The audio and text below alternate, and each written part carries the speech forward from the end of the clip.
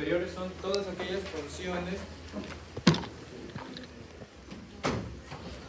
que se van a producir por la interacción de las múltiples áreas corticales primarias, es decir, la integración de las aferencias y eferencias diversas que llegan y que salen de los centros primarios corticales para permitir la interpretación de esta información y que permita producir estas funciones superiores. ¿Cuáles son? Tenemos, ya estudiamos las vías motoras conscientes, la vía sensitiva, la vía visual, la planificación del movimiento a través de las áreas de asociación motora, las áreas motoras auxiliares que se producen gracias a los ganglios basales, las áreas del lenguaje, las áreas auditivas. Entonces existen muchos centros primarios corticales en el cerebro que no actúan independientemente para producir esas diversas funciones, sino se integran para poder interpretarlas en un contexto funcionalmente holístico. Esta es la cara lateral del encéfalo. Saben que está dividido por las dos fisuras principales, que son la fisura central y la fisura lateral, la fisura de Rolando y la fisura de Silvio. Entre la fisura de Rolando y de Silvio tenemos al lóbulo frontal y detrás de la fisura de Rolando tenemos al lóbulo parietal. Debajo del lóbulo de la fisura de Silvio tenemos al lóbulo temporal y por detrás tenemos al lóbulo occipital. Si abrimos la fisura silviana encontramos al lóbulo de la ínsula, que sería pues el quinto lóbulo en este nivel. Dentro de cada área, de cada lóbulo, existen centros primarios que se van a integrar para permitir esas funciones superiores que nos distinguen como la cúspide justamente en la escala evolutiva de los seres vivos aquí sobre la Tierra. ¿Y cómo es que cómo es que ha surgido y ha evolucionado el estudio de las funciones corticales superiores en el ser humano? Bueno, eso ha comenzado incluso desde las épocas del Holocausto, donde se hacían estudios en seres humanos, donde se hacían estimulaciones in vivo corticales para hallar determinadas funciones o no en el mismo ser humano, en modelos animales que no son necesariamente 100% extrapolables, pero que te brindan información sobre las funciones corticales y en última instancia, es decir, en tiempos recientes, la neurocirugía, los estudios funcionales han aportado muchísima información acerca de las funciones diversas que tiene el cerebro. Antes seguramente les he mencionado que hoy en día, por ejemplo, es posible operar lesiones de centros que están en centros primarios cerebrales sin producir ningún déficit. Pero doctor, si usted le saca un tumor en el área motora, ¿cómo no va al paciente a quedar pléjico o hemipléjico? Es que existe una adaptación, una plasticidad del cerebro donde se pueden estudiar hoy día, gracias a estudios determinados, cómo la vía se desplaza por las lesiones tumorales, y esto va a permitir una cirugía con una máxima conservación de la función. Además de los estudios, hoy en día existe la posibilidad, por ejemplo, de operar a los pacientes despiertos, ya se los he mencionado antes. Si el paciente está despierto, está hablando, es un locutor de radio que tiene una lesión cerca de las áreas del lenguaje, entonces yo puedo, durante el acto quirúrgico, hacer un monitoreo neurológico del habla mientras reseco la lesión. Y si es que en algún momento hay una interrupción o un daño en la función del lenguaje, entonces yo detendría mi proceso de retiro del tumor, ¿se entiende? Entonces, gracias a toda esta información, nosotros hemos podido sumar más el conocimiento de las áreas diversas que hay en el cerebro. Por ejemplo, estas dos son resonancias funcionales. Las resonancias funcionales son resonancias que te permiten establecer o identificar la actividad metabólica del cerebro dependiendo de la actividad que se le solicita al paciente. En este caso, son dos pacientes, en las dos personas, las cuales se le está haciendo un monitoreo del lenguaje. ¿Y para qué? A través del monitoreo del lenguaje y el estudio funcional, nosotros podemos ver cuáles son las áreas en estas personas que se están estimulando para y qué permite la función del lenguaje es evaluar. Desde ahora les adelanto que para evaluar el lenguaje evaluamos 4 características principales dentro de una evaluación completa, relativamente completa y rápida. ¿Qué evaluamos? Evaluamos la producción del lenguaje, cuántas palabras puedes producir. Evaluamos la interpretación, el entendimiento del lenguaje. 2, producción y el entendimiento. 3, evaluamos la capacidad de nominar. ¿Cómo se llama esto? Lápiz. ¿Cómo se llama esto? Llavero. Correcto. Y evaluamos la capacidad de repetir. Esas 4 características se evalúan en los pacientes. En este caso estaban evaluando la capacidad en un paciente de la fluidez.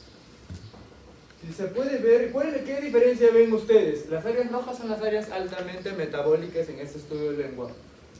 ¿Qué puedes identificar tú en esta reseña? ¿Cuáles son las diferencias? Algo, lo que ves, porque ustedes no están capacitados para ver lo que ves. ¿Qué se ve respecto al área roja? Mira, en un lado y en otro. Correcto. Esta se puede ver la representación funcional del área motora del lenguaje en ambos frontales, a diferencia de este que está en el lado izquierdo. Antes les he mencionado que los estudios de imágenes, imagínate que tú tienes al paciente acostado en el tubo de imágenes y lo ves desde los pies. Entonces, si esta es una imagen que tú ves desde los pies, entonces este es el lado derecho y el izquierdo. Entonces, en este lado es el izquierdo y en este es predominio izquierdo, pero también tiene un componente al derecho. ¿Ustedes saben cuál es la diferencia entre estos dos pacientes? Es que esta es una mujer y este es un varón. Entonces, hoy en día se conoce y se sabe que la capacidad del lenguaje de la mujer es mayor que el varón debido a que tiene una representación cortical más extensa para las funciones del lenguaje. Eso no solo es un mito, tiene su base anatómico-funcional. Entonces las áreas de asociación son aquellas áreas que van a permitir integrar justamente la información de estos centros primarios. ¿Cuáles son los centros primarios? A ver, dime el centro primario motor. ¿Dónde se encuentra? Anatomía. Acaban de llevar a hacer una clase. Giro precentral. Giro precentral. Giro precentral, correcto. Sensitivo. Postcentral. Giro postcentral. Postcentral, correcto. Área auditiva, por allá. Los giros temporales. Los giros temporales. Giro temporal superior, cara silviana, área de Heschel. Área visual. 17 y 18 de Brodmann. Eso, personalmente les digo, eso no les va a servir para la vida. De nada te sirve acordarte el 17 y el 18. Tienes que saber el área anatómica. Cuando tú tengas una tomografía y ves un infarto, no vas a decir, ya se infartó el área 18 de Brodmann. Tú dices, se infartó el lóbulo occipital a nivel de la cuña y de la língula, labios de la fisura calcarina, área visual primaria. Esa es una diferencia de lo que ustedes tienen que aprender. Área motora primaria, giro precentral, giro frontal ascendente, giro motor primario. Área somatosensitiva, giro postcentral, o giro o circunvolución parietal ascendente. Área auditiva primaria, giro de Heschel, área de la visión, cuña y língula en la cara medial del occipital. Esas áreas se van a integrar gracias a las áreas de asociación, que son este espacio cortical entre los centros primarios que permiten la integración de la información. ¿Correcto? Entonces, justamente, funciones por áreas corticales específicas, ya lo mencionamos, justamente cada una de estas áreas, motora, somatosensitiva, auditiva, visual, van a permitir la interpretación primaria de la información, pero para realizar las funciones más complejas, le tiene que haber una integración entre toda esa información y eso va a ser permitido gracias al conectoma. Actualmente hoy en día se llama así a la serie de fibras que van a integrar las diversas áreas de los hemisferios cerebrales para permitir las funciones complejas. Tenemos fibras de asociación larga, corta, tenemos fibras comisurales y fibras de proyección. Las fibras de asociación corta son justamente esas fibras pequeñitas que van a unir giro a giro, por eso le llaman fibras en U también. Sin embargo, que son justamente van a unir estas áreas corticales del mismo lóbulo. Pero las fibras de asociación larga son aquellas que van a unir áreas del mismo hemisferio, pero de diferente lóbulo. Por ejemplo, ¿cuál es la más comúnmente conocida? Justamente es el fascículo arcuato. Se llama fascículo arcuato, es una porción del fascículo longitudinal superior, que es una serie de fibras que pasan por el dorso del cerebro. El fascículo longitudinal va a unir, el fascículo arcuato va a unir dos áreas primarias. ¿Cuáles? El área motora del lenguaje y el área sensitiva del lenguaje. A través de la integración de la información y de la interacción de información entre el área motora y el área sensitiva, se permite el lenguaje. Así de simple será, realmente hoy ya se sabe que no, pero para fines prácticos uno tiene que aprender área motora y área sensitiva y se unen mediante el fascículo arcuato y esto permite el lenguaje, permite la comunicación del área sensitiva y el área motora. Porque les puse esta imagen de este libro que dice Le Lenguage de Broca, que es en francés, porque el autor es un neurocirujano afamado francés que ya hace 20 años publicó sus primeros papers acerca de los conceptos desfasados que hay acerca de la visión de centros primarios en el cerebro como un modelo estático. Hoy en día se sabe que existe una variación individual de los centros primarios y no se debería hablar en realidad de centros primarios, sino de áreas funcionales extensas que tienen diferentes conexiones. Y pone el error de Broca porque justamente habla el área de Broca es el área motora del lenguaje, clásicamente conocido como el área motora del lenguaje, que es la parte angular y la parte supercular del giro frontal inferior. Dice el error de Broca porque él demuestra con este libro que ha sido publicado más o menos hace 15 años cómo que él es capaz de hacer una exégesis completa de tumores que se encuentran en el área de Broca sin ningún efecto en el lenguaje. Entonces eso te dice algo, eso te dice que los centros primarios de la corteza cerebral y sus conexiones no son estáticas, sino van a variar de acuerdo a la plasticidad del paciente y de acuerdo a la lesión que es capaz de empujar o no determinadas vías. Correcto, eso se lo pongo para que tengan ustedes un conocimiento, pero existe además otras vías a partir de esos amplios estudios que hoy ya se tienen de diversas otras vías que conectan las áreas del lenguaje. Por ejemplo, tenemos un fascículo importantísimo que se llama fronto-occipital inferior, que conecta área visual, área sensitiva del lenguaje y área motora del lenguaje, y que determina un bucle complejo, un bucle dorsal que está formado por el fascículo arcuato, que tiene que ver con el aspecto fonológico del lenguaje, con la articulación, con la articulación de la palabra, y tienes un circuito ventral, que es un circuito más semántico, más ideativo, la capacidad de escoger la palabra exacta para poder emitir una respuesta coherente al estímulo hablado, oído o visual del lenguaje, ¿no? Área de asociación parieto-occipito-temporal. Es un área de asociación extensa que se encuentra entre el área sensitiva, que es el área postcentral, detrás del área occipital, que es el área visual, y detrás del área auditiva, que es el temporal superior. Todo esto es el área parieto-occipito-temporal, es un área de asociación que va a permitir identificar las coordenadas de tu propio cuerpo relacionado con el entorno debido a la integración de la información sensitiva, auditiva y visual.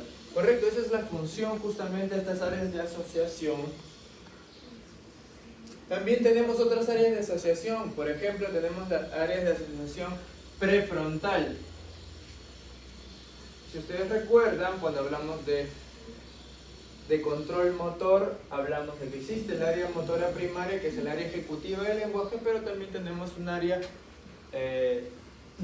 motora secundaria, un área de asociación motora que se encuentra justamente entre el tercio posterior del giro frontal superior y medio, y además la cara medial del frontal superior, y que se encargan de la planificación de los movimientos, sobre todo los movimientos complejos, los movimientos secuenciales. Estos planifican el movimiento y se ejecutan mediante su conexión con el giro motor primario. Correcto. Además el área prefrontal no solamente se encarga del control de los movimientos, también está asociada a la elaboración de los pensamientos, al control de las emociones, a la inhibición de los impulsos. Entonces tiene que ver, el área prefrontal tiene que ver mucho con lo que nosotros somos, es decir, tiene que ver con la personalidad, tiene que ver con el control de los impulsos. Van a haber pacientes que tienen, mujeres, 40 años, vienen a la consulta porque tiene cambios lábiles, tiene cambios de las emociones, tiene esa fragilidad, tiene cambios de humor, se ha divorciado, era abogada y la han despedido por su incapacidad para controlar sus impulsos. De 2 años para acá ella no es capaz de quedarse callada ante sus clientes, ha cometido actos de impertinencia, se ha divorciado.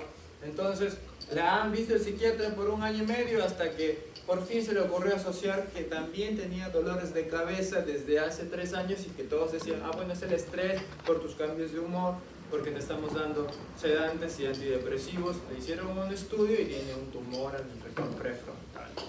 Un tumor en la región prefrontal, aquí en la porción más anterior del frontal, justamente produce en un paciente una conducta, es el síndrome prefrontal, y que es un paciente que tiene una conducta pueril, y pueril viene de niñez, tiene una conducta infantil, una conducta incapaz de reprimir impulsos, cambios, emociones constantes e incapacidad para controlar la voluntad. Así, funciones intelectuales superiores del área prefrontal. Resuelve problemas complejos, correcto, acciones secuenciales, ejecuta tareas paralelas, controla la agresividad, la conducta social, es algo que se ve afectado justamente en aquellos pacientes que tienen infartos, lesiones de diversos tipos en la región frontal. El área de asociación límbica, que vamos a puntualizar más adelante o en la próxima clase, es justamente un área que límbico viene del limbo, el limbo es límite, justamente se llamó clásicamente así el área que se encontraba entre la corteza y el diencéfalo, y es el área justamente que está en relación al cíngulo, al núcleo amigdalino, al núcleo anterior del tálamo, a los cuerpos mamilares, y está relacionado con las emociones, correcto, y también con la memoria emocional. Entonces esta es, vamos a puntualizarnos aquí en el lenguaje. Giro surco central, surco precentral, giro precentral, área prefrontal. Se divide en 3 giros horizontales por el surco frontal superior y medio. Giro frontal superior, giro frontal medio y giro frontal inferior. El giro frontal inferior a su vez se va a dividir por las 2 ramas anteriores de la fisura silviana, que son la porción horizontal y la porción vertical, en 3 partes. Una par orbiculares, una par triangulares y una par operculares. La pars triangulares y la pars operculares van a formar el área de Broca, que es el área conocida como el área motora del lenguaje, el área de la producción del lenguaje, el área del lenguaje hablado y articulado. Existe, a ver, bajen la voz por favor, el área de Wernicke, por otro lado, es el área que se encuentra en el giro parietal inferior a nivel del final de la fisura silviana, por eso se llama giro supramarginal, porque se encuentra al margen de la fisura silviana y por encima, supramarginal. Este giro supramarginal típicamente es conocido como el área de Wernicke, área de Wernicke, o área de Wernicke es el área de el lenguaje comprendido, el área sensitiva del lenguaje, el área de la comprensión del lenguaje. Pero esa área no va sola en realidad. Cuando hablamos de área Wernicke, hablamos de área giro supramarginal, pero cuando hablamos de área sensitiva del lenguaje, hablamos de un aspecto más extendido donde también se suma el giro angular, que se encuentra por detrás del giro temporal superior. Giro temporal superior, hacia atrás, giro angular, que es el área de procesamiento visual del lenguaje. ¿Cómo así? ¿Cómo empieza la vía visual? ¿Dónde empieza la vía visual? En la retina. El estímulo electromagnético de la luz va a recibir los conos y bastones, despolariza, envía un potencial de acción que se transmite a través de los axones que forman el nervio óptico. Se forma el quiasma, se forman las radiaciones ópticas que llegan al cuerpo geniculado lateral, correcto, a nivel del pulvinar del tálamo. Luego van a enviar las radiaciones que va a llegar a los labios de la fisura calcarina, al 17 y 18 broma que le gusta a su compañera, pero que yo prefiero que digan el giro de la cuña y la língula. Entonces, llega ahí al área visual primaria, y el área visual primaria va a tener una conexión ¿con quién? ¿Con quién? Con el giro singular. El giro singular que permite el procesamiento visual del lenguaje. Este a su vez se va a comunicar con el giro supramarginal, que es el que va a procesar la interpretación del lenguaje. Estoy viendo caracteres, digamos, ¿cómo nos enseñan en el colegio, no? Tienes un montecito, 2 y 3. Yo ya sé que es una M porque mi giro supramarginal va a interpretar lo que el giro angular está bien. Mamá. Estoy leyendo que dice mamá. Esto se va a comunicar a través del fascículo arcuato que les mencioné. ¿Con quién? Con el área motora, que es la pars triangularis y la pars supercularis. Entonces, si a ti te están preguntando, si tú estás viendo una pregunta y necesitas una determinada respuesta, entonces la articulación de esa respuesta va a estar llevada a cabo primero, es decir, la elección de las palabras adecuadas por el área de Broca, y su comunicación con el área motora primaria va a permitir la ejecución del lenguaje hablado. Porque el área motora primaria tiene una representación somatostésica, que es el homúnculo de Penfield, donde sabemos que el tercio inferior está representado por la faringe, laringe y la boca. ¿Correcto? Y eso va a permitir, a fin de cuentas, la ejecución de la palabra hablada. Esa es la vía visual, esa es la vía a través de la cual se permite la interpretación de la información visual. Por otro lado, la interpretación de la información auditiva va a tener, a través de la recepción de la información a nivel del giro de Heschel, el lóbulo temporal, giro temporal superior, esta se comunica con el área de Wernicke, área motora y la corteza motora primaria para emitir una respuesta ante el lenguaje hablado. El área de Wernicke está conformada por el giro supramarginal y el giro angular. El área de Wernicke, sensu estricto, se ha descrito como el giro supramarginal, pero si a ti te dicen el área sensitiva del lenguaje, entonces ese es el giro supramarginal y el giro angular. Asimismo existen áreas funcionales asociadas desde la corteza cerebral con el tálamo, y esta va a depender de la función o del área relacionada a la función que tiene el tálamo. El tálamo primero es un centro en realidad primario de todas las vías sensitivas. El núcleo ventroposterolateral es la principal vía intermediaria para la información sensitiva. Esta va a tener una conexión directa, por ejemplo, ¿con quién? Con el giro parietal ascendente o giro somatosensitivo, ¿verdad? En la parte posterior del tálamo se llama pulvinar, existen núcleos. El núcleo geniculado lateral, que está encargado de la visión. Núcleo geniculado lateral. Núcleo geniculado medial, ¿quiénes llegan? Las vías auditivas. Asociado con el temporal. Núcleos anteriores. Los núcleos anteriores del tálamo, por ejemplo, están asociados al cíngulo a través del lóbulo límbico. Muy bien. Lo mismo, ¿verdad? Para reforzar la idea de que la información visual que se procesa a nivel de la corteza occipital o el área visual primaria llega al giro angular para luego ser procesado por el área de Wernicke, se transmite por el fascículo arcuato en el área de Broca, y el área de Broca se comunica con el giro motor primario para emitir la respuesta hablada. Entonces nosotros ya tenemos los conceptos acerca de las áreas primarias que van a determinar las funciones que van a permitir el lenguaje. Las alteraciones que se producen en estos centros o en la comunicación de estos centros van a producir diferentes alteraciones en el lenguaje, y eso se llama afasia. Afasia no siempre es la incapacidad total del lenguaje, sino de una determinada característica. Y como ya les mencioné, existen 4 características principales para determinar el lenguaje. Existen la fluidez o la producción de palabras, existe la comprensión, existe la nominación y existe la repetición. Cuando hay una alteración, y eso ya se les quede fijo, cuando hay una alteración de cualquier centro primario o conexión para el lenguaje, siempre va a haber una incapacidad para nominar. Nunca se puede nominar si hay alguna estructura de la vía lenguaje dañada. Como mnemotecnia, no nominas. No nominas. Nunca nominas. Así sea Wernicke, así sea Broca, así sea transcortical, así sea global, así sea anómica.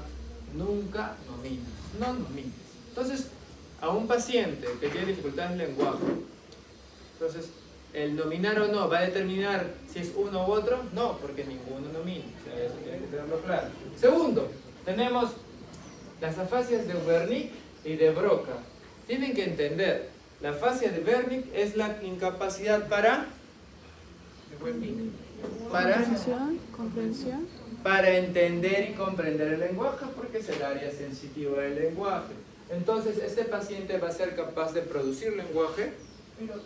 Sí, pero no va a ser capaz de entender. Wernicke es solo para la comprensión del lenguaje.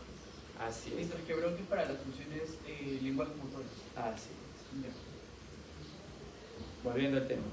Cuando hay una alteración cuando hay una alteración, un infarto en el giro supramarginal, cuando hay un tumor en el giro supramarginal, cuando el paciente tiene un trauma, tiene un sangrado del giro supramarginal, el paciente va a tener una incapacidad para entender el lenguaje, va a poder tener un lenguaje, va a tener una fluidez de palabras, pero no tiene relación con la conversación que tú estás entablando con él. ¿Va a poder nominar? No, ninguno nomina. Y tampoco va a repetir. A ver, quédense con ese detalle porque justo Wernicke y Broca tampoco repiten. Entonces este paciente no nomina, no repite, no entiende, pero sí produce palabras. Es un poco aparatoso. Es un paciente que dice palabras que no tienen relación, que no te entiende, le mencionas que te nombre algo, no te nombra nada, y tampoco es capaz de seguir la repetición. En cambio, la afasia de Broca, por otro lado, ¿cómo sería? ¿Quién me dice cómo una característica de la afasia de Broca haciendo una extrapolación de la afasia de Wernicke? ¿Cómo sería la afasia de Broca? Una característica de la afasia de Broca, de un paciente con afasia de Broca.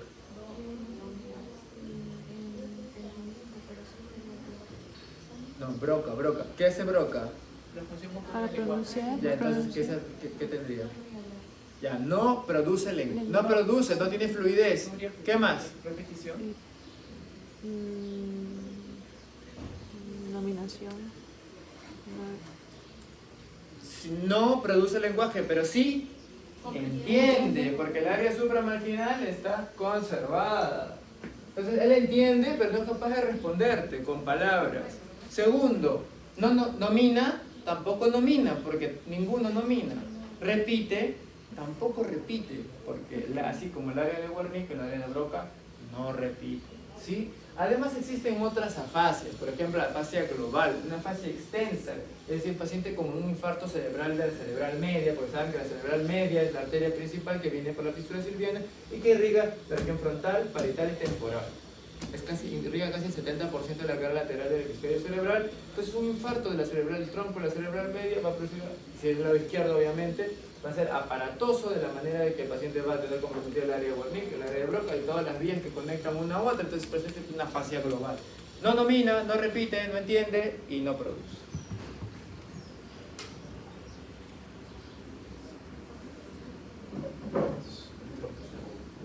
La dominancia es un concepto clásico. ¿Por qué digo clásico? Usted todo lo ve clásico, todo es antiguo. Sí, eso es lo que tiene que aprender. Ya más adelante cuando se especialicen van a entender mejor otros aspectos, pero sí es importante que ustedes comprendan de que no necesariamente todo lo que se dice es como el conocimiento está ahora. Es como les digo, el área de Wernicke, el área de Broca y la conexión con su fascículo 4 no es el modelo que actualmente está aceptado por los que estudiamos neurociencias para el entendimiento del lenguaje. Pero es la forma más fácil que ustedes pueden entender. Ahora, la dominancia implica que determinado hemisferio del cerebro tiene las funciones principales del ser humano. Pero eso es un concepto antiguo también, porque no existe áreas principales y áreas no principales. No existe áreas importantes o áreas no importantes. El estudio cada vez más riguroso de las funciones cerebrales ha determinado de que hoy en día no existe área no importante, existe área ignorada, área que no sabemos. Esto no sabemos qué es, podemos entrar, cortar. No es correcto. Pero tienen que conocer el concepto de dominancia. ¿Y quién determina el concepto de dominancia? El hemisferio que va a controlar la mano dominante o la mano diestra en el 90% de las personas y el lenguaje. Y la mayoría de personas pues somos diestros y el 95% de los diestros el control es del hemisferio opuesto, ¿no? Sí. Porque la vía corticoespinal es cruzada. Entonces, ¿qué hemisferio sería el dominante? El A la izquierdo. izquierda. ¿Y en qué lugar está predominantemente el lenguaje? En A el la izquierdo. izquierda. Entonces, una persona, un hemisferio dominante es aquel donde se encuentra el área de control de la mano derecha o la mano dominante y el lenguaje. No sé. Curiosidades. El 10 o 15, del 10% de zurdos, solo el 15% es diestro. Perdón, solo el 15% tiene dominancia derecha. Solo el 15%. Porque el otro 15%, y hay otro 15% donde más bien la dominancia es bilateral. Y hay otro 70% donde su dominancia es izquierda, como todos los diestros. Entonces, por eso es que falta mayor entendimiento más que rotular a un hemisferio. Oye, este no sirve mucho y este sí sirve. ¿Para qué les digo? Porque básicamente nosotros decíamos, la cirugía funcional, es decir, la cirugía para preservar las funciones cerebrales, deberían solamente aplicarse al lado izquierdo. Es un concepto antiguo también. Antes decían, no, tiene un idioma del lado izquierdo, entonces está cerca de áreas del lenguaje, del área motora. Entonces, hay que esperarlo despierto para poder conservar la información. Pero si es derecho, no importa, sácale todo el cerebro, entonces no pasa nada. Ese concepto ya no es correcto. ¿Por qué? Porque existe, con adecuados estudios neuropsicológicos, muchos cambios en el paciente asociados. Entonces, por eso lo que hablamos ahora es de especialización de los hemisferios, donde el hemisferio izquierdo es un hemisferio analítico, un hemisferio asociado a la producción del lenguaje, la comprensión del lenguaje. En cambio, el hemisferio derecho es un hemisferio imaginativo, intuitivo, con el sentido artístico, musical, de la orientación espacial, y a veces eso es muy importante. Existen personas que viven de esas capacidades y quitando esas capacidades dejan de ser ellos mismos. Entonces no necesariamente es importante solamente el que habla y que se mueve cuando ya no tiene la capacidad de comprender, de la empatía, de la intuición, de su capacidad artística. Entonces, eso se los dejo como para que lo integren. Bueno, afasias, que les voy a aprender al examen. Dos características principales. Siempre tienen que preguntarse si fluye, produce lenguaje, si entiende y si repite, porque nomina, ninguno nomina, lógicamente. Vamos a empezar del peor. El peor es aquel, fluye o no fluye, o sea, no produce lenguaje, no produce. Tampoco entiende, no entiende. Tampoco repite, no repite. ¿Qué será? Global, porque no tiene ninguna característica. Por otro lado, el más benigno está en el otro extremo. ¿Quién es el otro extremo?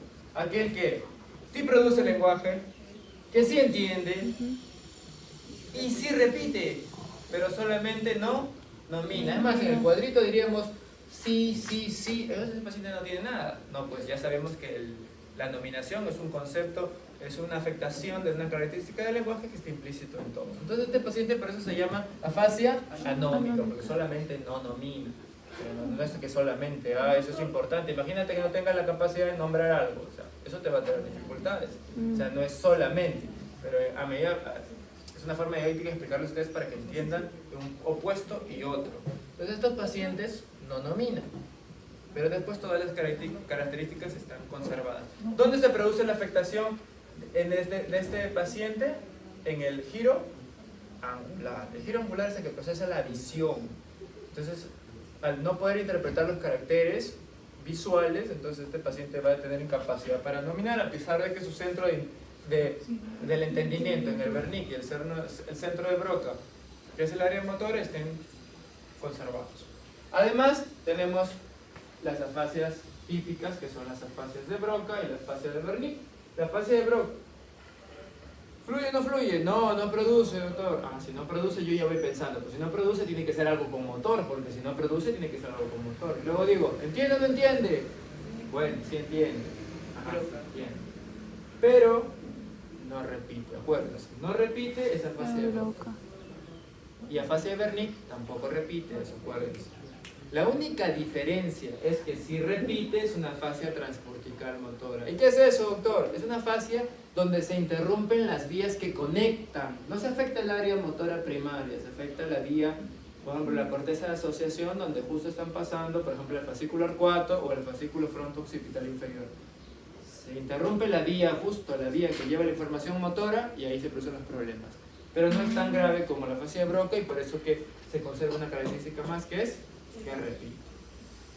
¿Y la fascia de Wernicke? Ah, ya. ¿Fluye o no fluye? Sí. Si produce lenguaje, entonces tú dices, si sí produce lenguaje, ¿tú qué dices?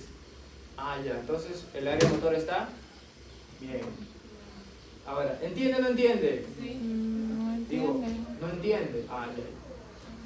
Produce lenguaje, pero no entiende. Ah, ya. Debes tener algo con las áreas sensitivas, ¿no? Con las áreas de la comprensión. ¿Puede ser Wernicke? Sí. Pero, ¿qué necesitas saber para asegurarte que sea Wernicke? Si repetición o no. ¿Si repite Wernicke? No, porque ni Wernicke ni Broca repite. Entonces, no repite es Wernicke. Y si sí repite, también es transcortical, solo que esta vez es sensitivo, porque quiere decir que las vías que conectan y que permiten esa integración de la interpretación del lenguaje están afectadas. ¿Sí? Correcto. ¿Y qué es una fase de conducción? Es muy parecido, tiene que ver con esas vías que conducen la información. Este paciente entiende, produce, este paciente entiende, pero ni repite ni nomina. Es esa fase de conducción. Y la transcortical mixta igual. Este paciente no entiende, pero no produce lenguaje, no entiende, pero por ahí sí repite. Es una transcortical mixta. En realidad, estos son estados intermedios, si se dan cuenta, pero lo que tienen que entender, tener claro es justamente cuál es la fascia más agresiva, la fascia que te afecta solamente una característica, la fascia de Broca, la fascia de Wernicke y sus pares, que son las fascias transcorticales motoras y sensitivas. ¿Correcto? ¿Dudas? ¿Preguntas? ¿Listo? Gracias.